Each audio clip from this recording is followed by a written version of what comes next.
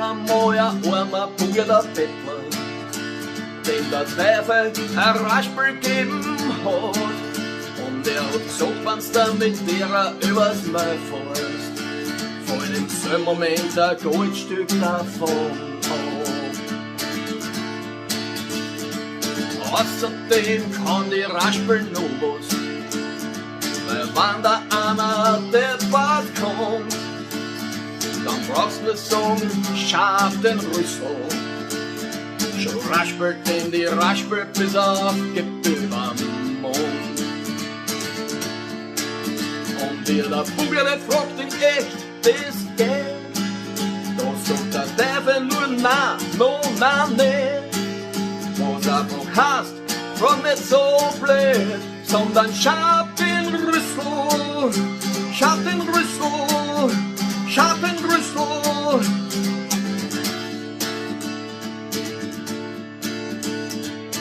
Oder so ein Zauber auch sein Preis hat, sagt er noch. Nach 7 Jahren gehört mir dafür das. Wenn's anzeigt, bist in der Zeit ein Gestopfter. Drum raspel gut und raspel viel und raspel schnell. Und der Bugler, der raspelt, was es Zeug hält. Die Backen bliert und die Lippen eitern schwer. Der ganze Potsch will da als wie ein Schweinerüssel. Aber die Goldstückchen werden immer mehr und mehr. Wenn er sich fragt, ob sie das alles dafür steht, sagt er sich nur, na, no, na, nicht. Was einfach heißt, dass weitergeht.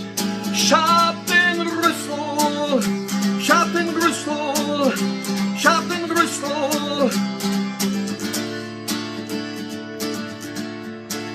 Nach 7 Jahren war er dann einer von den Gestopften. Da steht der Teufel auf einmal in seiner Tür. Und er sagt, die Zeit ist heute ist ein Zahltag. Du hast deinen Spaß gehabt und das Söde gehört jetzt dir. Drauf sagt der Bugler denn nur, scharf den Rüssel. Schon fest die Raspel, den Teufel übers Maul. Dieser schwört, dass er auf die Söh verzichtet. Da hörst du am Jammern, hörst du am Kämen, hörst du am Hören. Hab gar nicht gewusst, dass das bei mir auch geht. Drauf sagt der Bugler denn na, no, na nicht. Was einfach heißt, das ist jetzt blöd, nur leider spät.